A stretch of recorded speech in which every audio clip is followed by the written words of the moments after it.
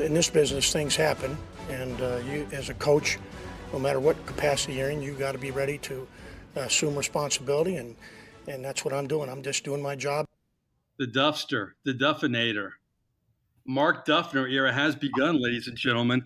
Welcome to PewterPirates.com, and this is our A Few Extra Bucs podcast. I am Mike Nabors. We're going to break down Mark Duffner's opening press conference, player reaction, and, of course, we're going to bring in our producer, Justin Thomas, and our Buccaneer insider, Roy Cummings. And how about this? We're going to go behind enemy lines with ESPN Cleveland's Tony Grossi, longtime writer for the Cleveland Plain Dealer. Not only going to talk about how the Browns are getting ready for the Bucs, but we're also going to play something we love to play, Keep Your Enemies Closer. We're going to ask him 3 poignant questions about those Cleveland Browns and their history. It's fun stuff, so you guys stick around for Tony Grossi. He comes in from Cleveland, but we got to thank our title sponsors off the bat, House of Brews, on the corner of Van Dyke and Northdale, Mabry and Lutz, and then you have Sea Dog Brewing Company, 2 great locations in Clearwater, and on the beach, Treasure Island. Great brews, great food, great service. Justin, are you excited about the Mark Duffner era? Is it just me, or does he remind y'all, like, he seems like someone who would chew tobacco or something? He kind of seems to me like the uncle I made, just, who might buy me beer in high school, Yeah, like something like kind of old school. ID wasn't working or something. Roy, I don't know how much you know about Mark Duffner, but what are your early impressions of him so far? Well, I'll tell you what.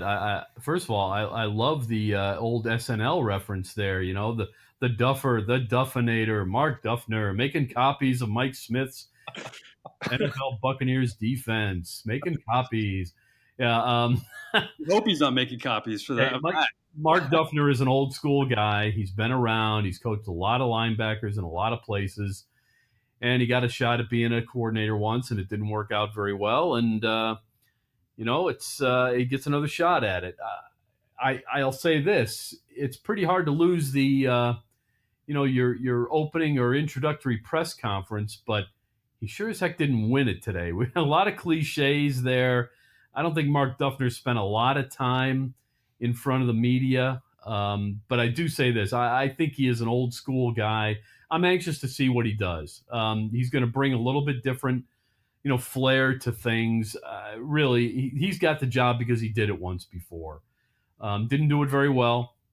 If you didn't listen to our last podcast, folks, and you're listening now, I'll tell you that, unfortunately, Mark Duffner, as the coordinator for the Bengals, in the second of his 2 years there, ranked dead last in points allowed with the Bengals in 2002, and about I think it was 17th in yards allowed. Wasn't really impressive. It was a little bit better the year before, but wasn't able to sustain it. So again, this is a stopgap position move. This is just, you got to give somebody the job. So they give it to Mark Duffner. I hope he earns a contract. That would be great. I think Bucs fans would love it. But, again, as I've been saying for a long time, it's up to the players to start playing better in this defense.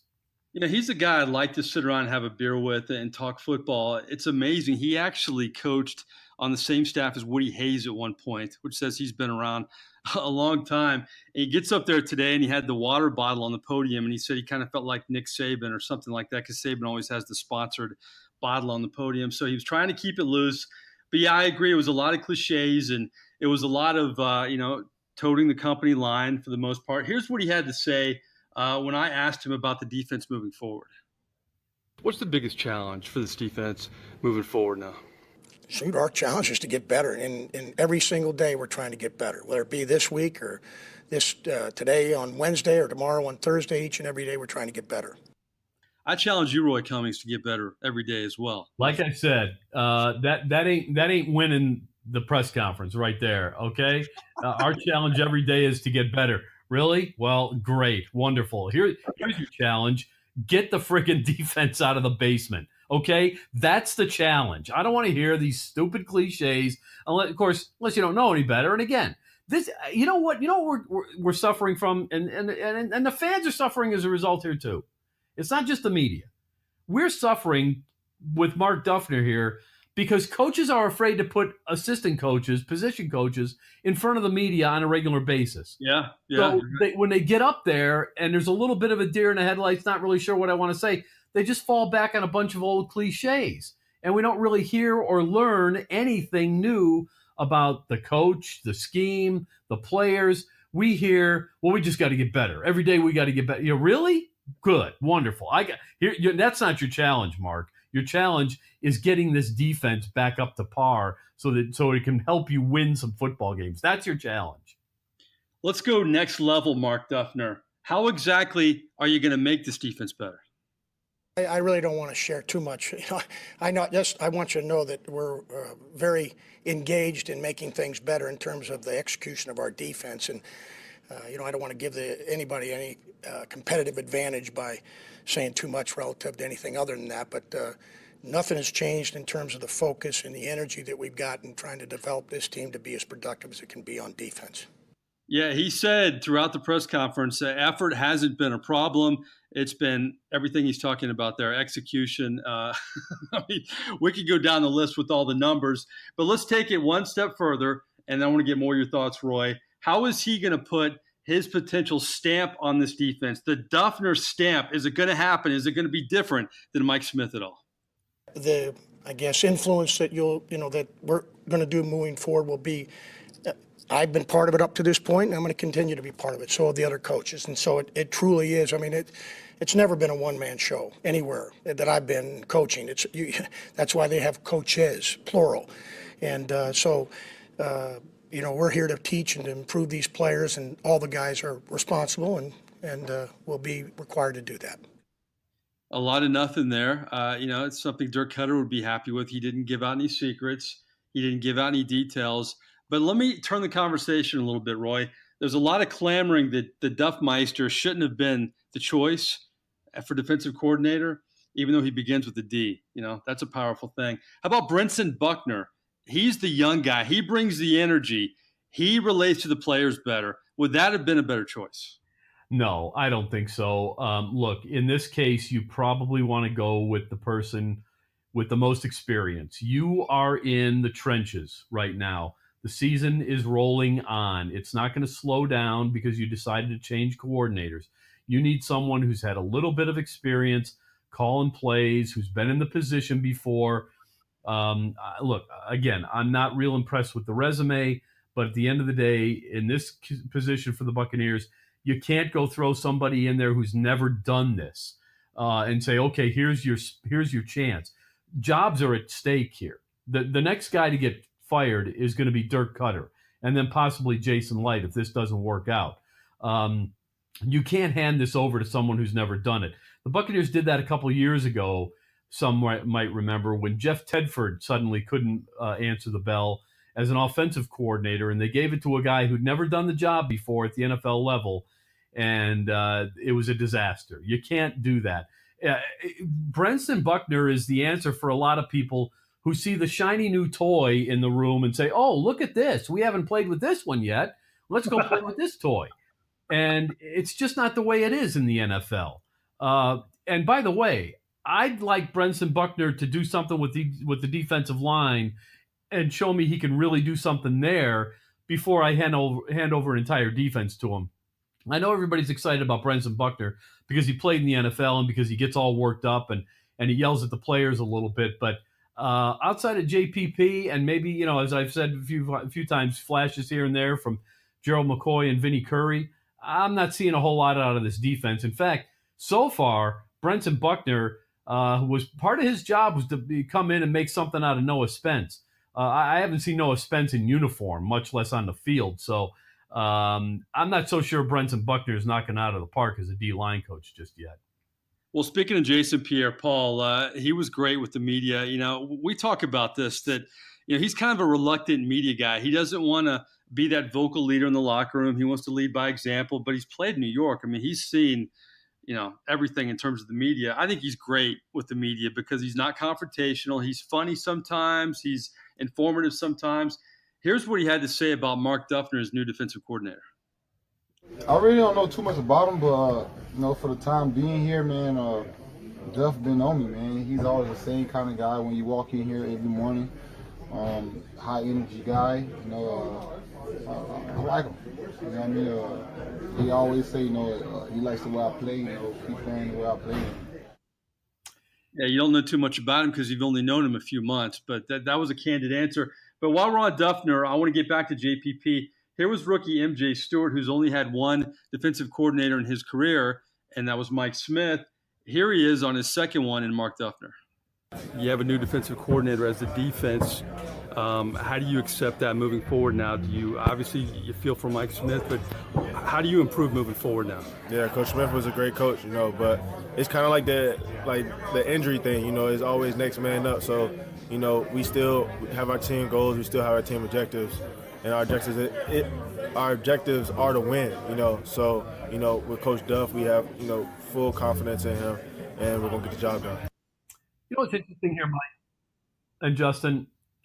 It's, you know, where everybody's trying to find out, you know, what do you think of Mark Duffner? And the answers are, well, you know, I don't really know him that well. I don't really know him that well. You know why they don't really know him that well? Because I can tell you right now, outside of the linebackers, no one else has ever dealt with him on this team. Yeah. The reason I say that is the NFL is so specialized in terms of coaches. There are coaches for every position. Everybody, most of our listeners probably know this. And some, there are subspecialties, you know, not just, we don't just have secondary coaches anymore. Sometimes you have safety coaches and cornerback coaches, and sometimes you even have a nickelback coach. Sometimes you have outside linebacker coaches, inside linebacker coaches. So it's so specialized. And when there's something going on during a game or during the week of practice and the whole bit, outside of the basic game plan and the film review, the unit film review, the defensive film review, and the installation of the basic game plan on Wednesday morning, they never deal with that coordinator, because that's not, they're not sitting there listening. You know, the coordinator gives them their marching orders at the beginning of the week, shows the stats from last week, shows the film, says, guys, we didn't play hard enough, calls out a couple of players for not playing well, calls out a couple of players for playing better. And that's about all they get out of the coordinator. Everything else is done in position groups and in position meetings within, you know, their own little units. And so MJ Stewart doesn't know anything about Mark Duffner. JPP doesn't know anything about Mark Duffner. Levante David may. Quan Alexander might. And they can probably tell you something. But one thing I can probably tell you is they still don't know if he's going to be any good as a defensive coordinator, because, and again, this is something else a lot of fans may not realize. Everybody thinks the coordinator basically works in a vacuum by himself and develops the game plan and then sits up there in the booth or on the field or whatever, wherever he decides to do it, and calls the plays. That's not really how it works. As Mark Duffner pointed out, this is not a one-man show. Everybody is involved in producing the game plan, because everybody has to say, hey, my cornerbacks can do this week against these guys. My linebackers can do that against these guys. My linemen can do this, but they can't do that. Not against this guy. And that's how you develop the game plan. And then, of course, somebody does call the plays. Usually it's the coordinator.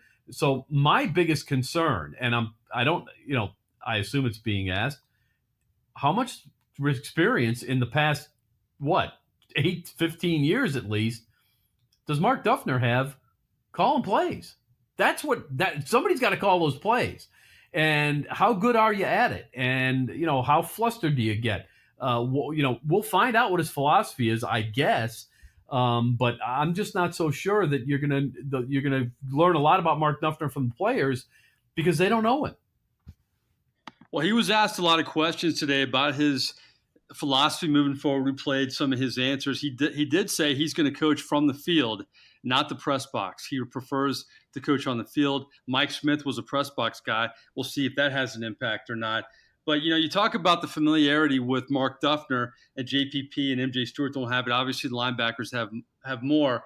Well, JPP also isn't familiar with the quarterback coming into town this weekend. And that would be really the sensation across the NFL in terms of rookie quarterbacks so far, Baker Mayfield. I asked him about facing Mayfield, and I love his response here. Can I get your thoughts on Baker Mayfield, your impressions of him so far? He's a rookie quarterback, man. You know, I love it. So, you know, rookie quarterback, and congrats to them and being in the NFL, and I'll be chasing them this Sunday. Sounds like you're excited about that when you say rookie quarterback. Yeah, at the end of the day, that's what he is, right, guys? Yeah. Right, that's what he is. He's a rookie quarterback. But he's been playing well. But other than that, man, I don't really care about. I'm just, like I say, do my assignment, do my job, and hopefully everything take care of itself. And I'm pretty sure every guy here is on the side. JPP on Baker Mayfield. I haven't heard any human being that excited since Roy Cummings on Christmas Day got the box set to the Bachelorette, 2018 edition. Unbelievable. I love how he gets excited though. It was honesty right there. I would be very excited about that, to be honest with you. But you know what? I do too. And you know what I like? I like that he's like, hey, guy, that's right, guys. Right. Yeah, you know what? Get jacked up. This team right now, the D-line in particular, should be thinking, rookie quarterback coming to town. Time to feast. Feast on the rookie quarterback. Let's go welcome him to the NFL. And that's how they should all be thinking. Going out and showing this guy, this is what it's really like in the NFL, my friend. Welcome to the league. And that's what the attitude should be. I'm not sure that attitude exists inside that locker room. I've never really heard it. I heard a little bit of it there obviously with JPP. That's how I'd be going at it. I mean, I think that's where confidence gets built up. That's how guys get worked up, man. I like what I hear out of JPP when he talks about Baker Mayfield. Good for him. Speaking of JPP, he was asked today as well, with the offense doing its thing, does the defense feel even more, responsible, obviously, for turning this ship around? Because let's face it, I mean, the Bucs are 2-3. It's not all the doom and gloom a lot of fans look to. Obviously, the Bears game and the most recent game, the defensive effort's horrible. But you talk to JPP, and he seems, looking a little more optimistic than most fans out there. Here's what he had to say. It's just the fact that, offense playing well, defense out there. But we know it's football, man. You don't know how it's going to go. All you can do is take care of yourself and take care of your responsibilities, and everything will play out for itself. I think if you just do your job, like Coach always saying, do your job, do your job, do your job. Sometimes I find myself trying to do other people's job too, as a veteran too. But, like I say, just do your job and everything will take care of itself. And that's football. Trust your teammates and everything will take care of itself. This guy is a leader, Roy. I like the way he talks, and I like the way he carries himself. Yeah, he's been at it a while, and he's got a lot of pride. And he came here thinking that he was going to be part of something a lot better than what it was in New York. And I think he still believes that can happen. And I think he's trying to rally everybody else around him a little bit. He won a lot in New York, and I think he's come here and he's starting to realize there's a little bit of a shell shock feeling in Tampa Bay, especially among the defenders. I mean, this is a team that hasn't been in the playoffs in forever. And, some of the guys he's looking at, Gerald McCoy, Levante David, these guys have never played in the playoffs. And for him, that's the expectation. It's like the regular season is just a warm up, man. We play for December and late December and January football. That's what we play for here. And I think he's trying to, I hope he doesn't lose that. But your question to him was interesting because, boy, the tables have turned here in Tampa Bay for years. And we all know this, obviously. For years, this was a team where the question always used to be, hey, of the offense, hey, don't you guys feel responsible for doing your part a little bit? Back in the Dungy era, certainly, the early Gruden era, it was about, hey, is the offense ever going to do its part around here? Now it's the other way around. Pretty interesting, huh? Definitely. Speaking of defense, MJ Stewart, we heard him talk about Mark Duffner earlier in the podcast. We're probably as close to him as anybody in the media here locally. He's done a rookie diary with us all of training camp and this season, and we have an extensive rookie diary with him this week. In fact, I was trying to tape that this week, but you know how it goes in the locker room, Roy. It's kind of a you get one guy and then you look up and there's 8 people around you. But we had a lot of candid talk to MJ Stewart about, he's been thrown in the fire, and he's really, had to go through rookie lumps maybe faster than some rookie corners, not only in this draft but in past years. But this is what he had to say about the defense turning things around. We asked JPP about it. Here's what MJ Stewart had to say. Like Coach Hogue always says, we had to get like this. A lot of people can't see this, but you got to get this much better every day, you know, a little bit better every day. And over time, you know, that little bit turns to a lot. This isn't our standard, you know. We're not supposed to play like this. We're supposed to play better than this. We have to help the team out by doing our job. Well, it's good to hear a rookie talk like that. Help could be on the way, Roy. You mentioned this player in our last podcast, Kendell Beckwith. Now, he met the media today for the first time all regular season anyway. I think we talked to him a little bit during training camp. Of course, he had the car accident back in April, really bad ankle injury, but he's proven in his football career that he's a quick healer. He had the tough knee injury at LSU. Then less than a year later, he was making a splash with the Bucs in training camp and then earned the starting spot last season.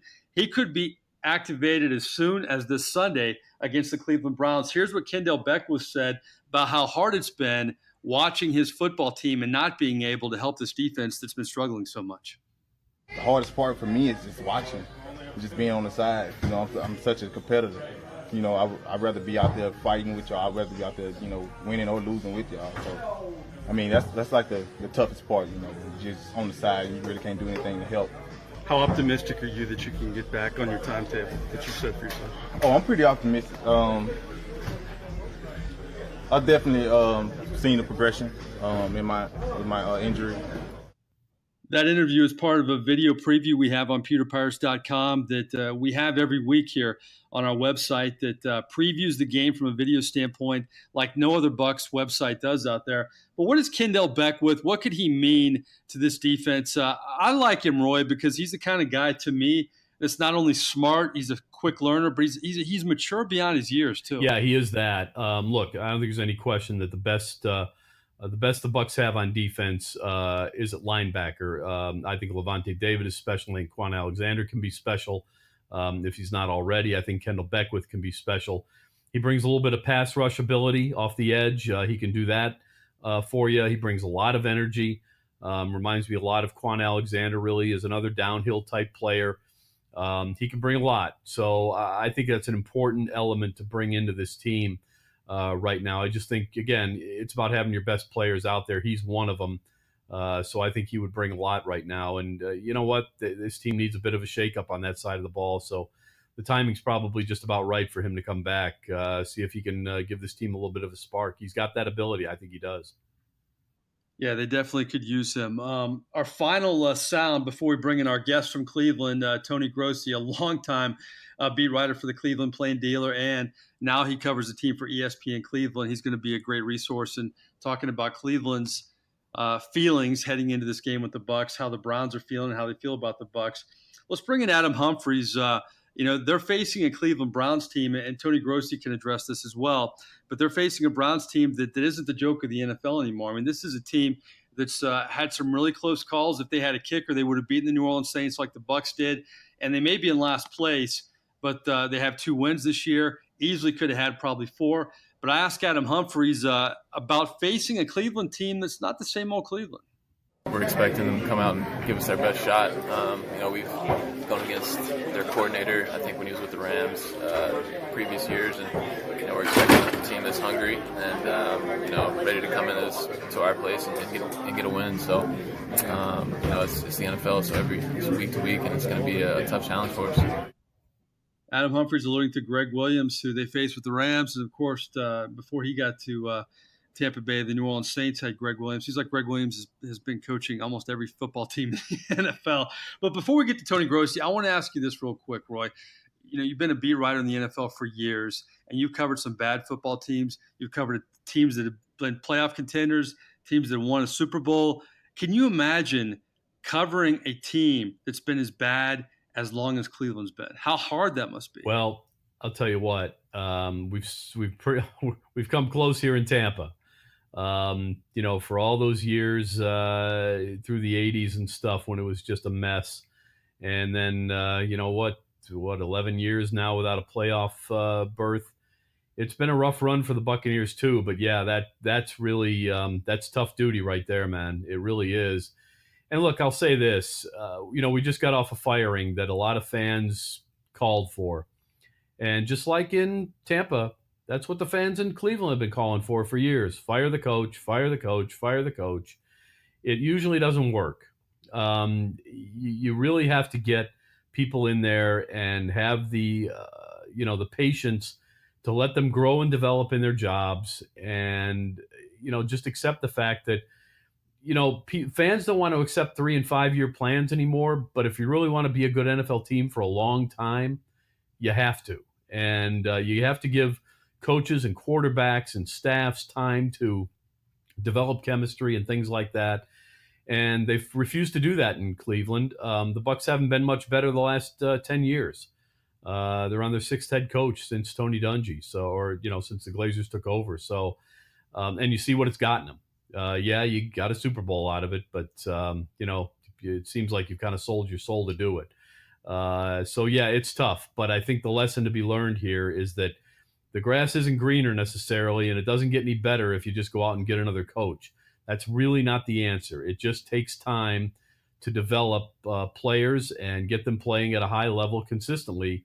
You just want to be competitive, and if you're competitive, that's half the battle. Then you hope you play well enough to get the breaks. If you get the breaks, you usually end up with a better than 500 record, and you end up in the playoffs. All right, we like to do this from time to time, previewing the Bucs games. We like to go behind enemy lines and talk to somebody who knows the opposition very well. We're going to bring in ESPN Cleveland's Tony Grossi, longtime writer with the Cleveland Plain Dealer and longtime friend of Roy Cummings. Tony, I appreciate it. How you doing? We're pretty good here. Looking forward to a trip down to Tampa. Well, let's talk about your Brownies. You've definitely earned your stripes, some tough seasons over the years, but this team seems to be fun to watch. And the record's 2-3-1, but you've had a lot of close calls. It could be a lot better.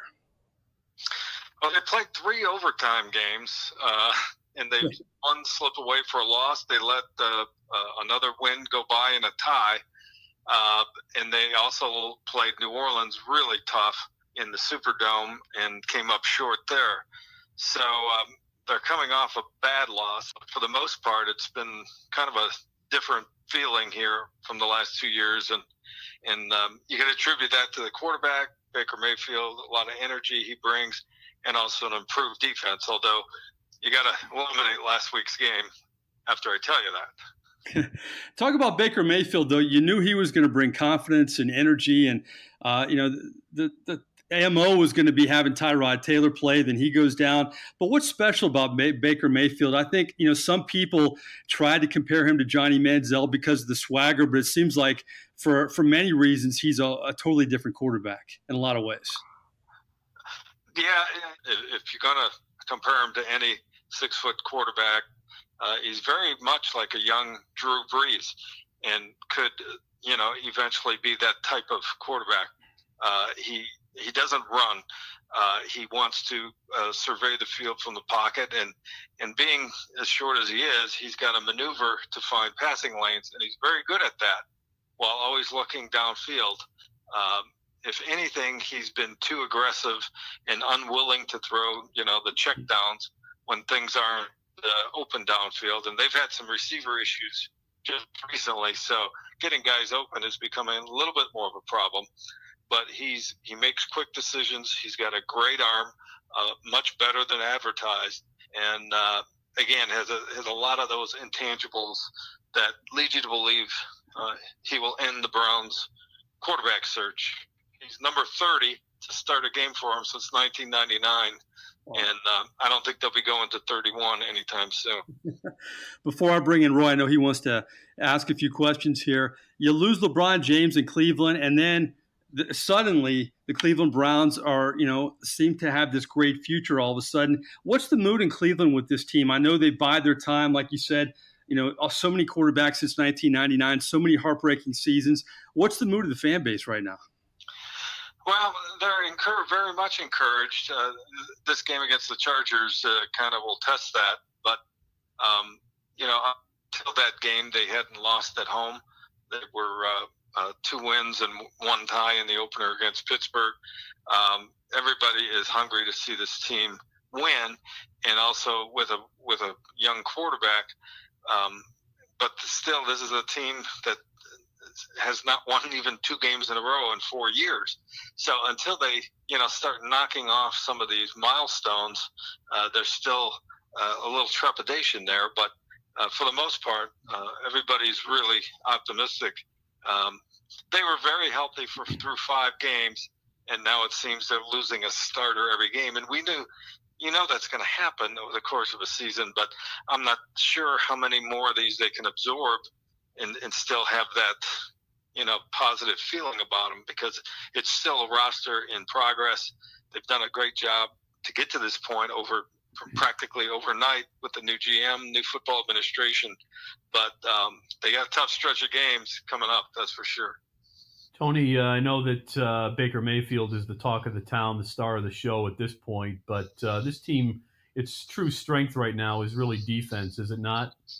Yeah. They lead the league in takeaways. I think they're at 16 through 6 games. Their problem has been not capitalizing on those turnovers and turning them into points, and that has, they should have a lot more points than they do because of that. They have the basics on this roster right now. Most of them. They have who they think will be a franchise quarterback, but on defense they have the franchise pass rusher in Myles Garrett, and it looks like their other number 1 pick this past year, Denzel Ward, looks like a true shutdown cornerback. He's probably 1 or 2 in the race for Defensive Rookie of the Year. So they're getting those elements together, and those 2 guys on defense have made a big difference, because Garrett wasn't healthy last year, but now he is.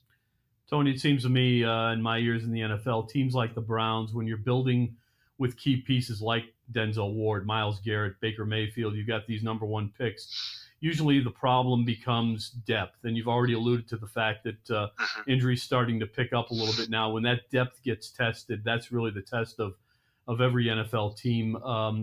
Give us an idea there of how the depth is now that you're having to test it a little bit in Cleveland. Well, two position groups have been hit recently. The first is wide receiver. They got 2 or 3 guys down, but they were the guys on the bottom of that depth chart. Their problem right now is their 2 starters have not made plays. Jarvis Landry and a 4th round rookie named Antonio Callaway. And then at linebacker this week, they lose their middle linebacker, Joe Schobert, who had played every defensive snap starting from last year's first game. And he's like the coach on the field guy, the smartest guy out there on the field, the one who wears the coach's headset. And in a game against 2 tight ends like Tampa Bay's, this is going to be a factor for them, because he was the best coverage linebacker they had too. Tony, last one from me. As you were in the locker room today with the guys talking a little bit, I would assume, about Tampa Bay. What is their thinking on Tampa Bay? What is it about the Buccaneers that concerns the Browns as they head out of town for this one? Well, I'm not telling you anything you don't know. Obviously, their offense is unbelievably potent, and that's a concern, because they just faced a team with a lot of weapons, the Chargers, and the Chargers scored 38 on them on their own field. So obviously the offense is going to be a factor. One of the guys that I omitted to mention as far as injuries, they lost their second starting cornerback, Terrence Mitchell, about 3 games ago, and they're still trying to compensate for that. So that, again, will be a factor in this game. On the offense versus the defense side, I guess they don't know what to expect after the coordinator change with Mark Duffner, and most of them feel that I talked to today, out of respect, said they got a lot of individual talent on defense, and they don't really know how that's going to change with Duffner calling the shots. So there's a little bit of surprise there element, but I think they feel they can score on anybody, not just Tampa, as long as they're pick up their game a little bit, because they've shown it before. Well, just about anybody can score on Tampa. You got that part right. So perfect tonic for a troubled offense right now. Yeah, indeed. And we're not sure what Mark Duffner is going to bring either. So that's a mystery for everybody involved in this game. We'll look up for Tampa, I'm sure. Tony, before we let you go, we like to do a little segment when we bring in a guest from another city and another team to kind of have our audience learn about that team, past and present. It's called Keep Your Enemies Closer. And I want to ask you some hypothetical questions. You've covered this Browns team for a long time. Here's the first one. You mentioned 30 quarterbacks since 1999. If you had to take a cross-country trip with one of these three quarterbacks, who would it be? Tim Couch, Brady Quinn, Brandon Weeden? Oh, Quinn. I'm a big fan of Brady's now and as a player, so I'll choose Brady Quinn there. Okay, if you had to have a meal or a beverage with one of these three head coaches, who would it be? Eric Mangini, Romeo Crennel, or Hugh Jackson?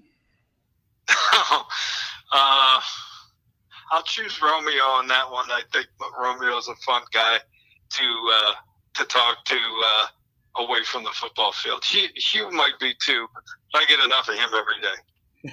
And finally, please humor us with your best Johnny Manziel story. Oh gosh, I will say this about him: he impressed me from day one with his ability to fool you with his words. He was one of the best talkers in front of a microphone so early in his career that I've ever seen, and we found out real quickly it was a lot of BS, and that was the best thing he did in Cleveland was talk, and he got a lot of people conned for 2 years. Well, it's clear nothing gets by Tony Grossi. Keep your enemies closer. You nailed all the three of those questions. That's Tony Grossi from ESPN Cleveland, longtime writer for the Cleveland Plain Dealer, and the biggest mark on his resume, he's a longtime friend of our own, Roy Cummings. But we appreciate your time, and have a great trip down here. Tampa Bay welcomes you, and good luck the rest of the year. All right, guys. Thanks for having me. Thanks for doing it, Tony. We appreciate it.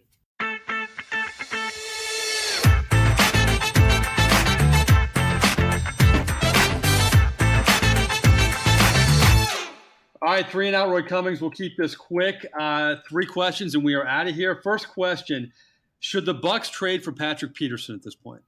Yes. I'm usually not a big fan of trades, but the Buccaneers are absolutely hurting, and I mean literally hurting in the secondary. If you can bring in someone like Patrick Peterson, who's not only better than everybody else that they've got on this team right now, that's number one, but number two, can help train some of these young kids about how to play that position in this league, absolutely, you do it. I don't care if you have to give up a third-round pick in the future. You spent a lot of draft picks on that secondary already this year. I think this addition would make them better. I'm definitely doing it. I agree. Cheaper than Darrelle Revis, and maybe a lot better investment as well. All right, second question in our 3 and Out. Caleb Benenoch, boy, he's been a turnstile. He's been rough on that offensive line of late. Is it time for him to be benched and, dare we say, promote Alex Kappa, the rookie, or is that getting a little too carried away? No, you're very close to that happening. Number one, it wouldn't surprise me if we see it this Sunday, but if the Bucs lose this Sunday, I'm almost certain you'll see it a week from now when they go to Baltimore. Or where their next game on the road, Cincinnati, I guess it is. So they're very close to having to make that call. So don't be surprised if it happens this week, and if it doesn't happen this week, it'll happen next week. All right, I know you got to go. Here's what we're going to give you for our last question, our 3 and Out. Which one of these anthems and stadiums will be playing in the year 2080? They'll be playing forever.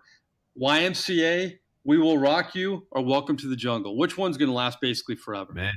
YMCA, We Will Rock You by Queen, or Welcome to the Jungle, Guns N' Roses. Those are the ones I seem to be. I'll tell you what, since it's been going longer than all of them anyway already, I'm going to go with YMCA. Gets everybody going. Yeah. Everybody's involved in it. It's a fun thing.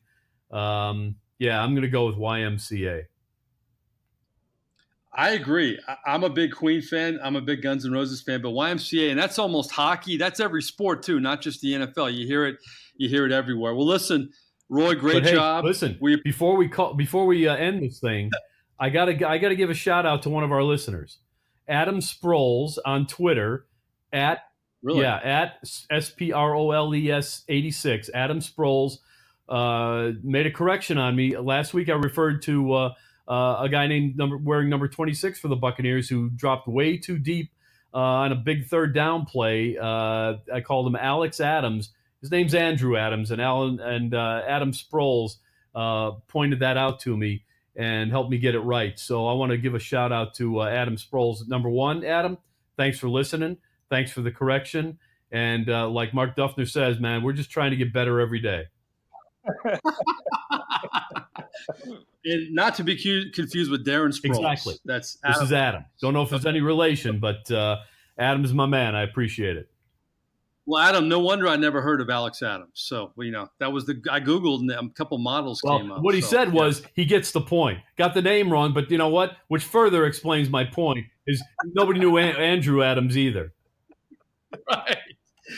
Well, listen, my friend, great job. We appreciate you. We appreciate our producer, Justin Thomas. We appreciate ESPN Cleveland's Tony Grossi as well. Great perspective from the Cleveland Browns and the city as well. I'm Mike Nabors. I am merely Mike Nabors. We'd like to thank our sponsors, House of Brews, Sea Dog Brewing Company, great brews, great food, great service. This has been another edition of A Few Extra Bucs. Subscribe to pewterpirates.com. It's free, folks.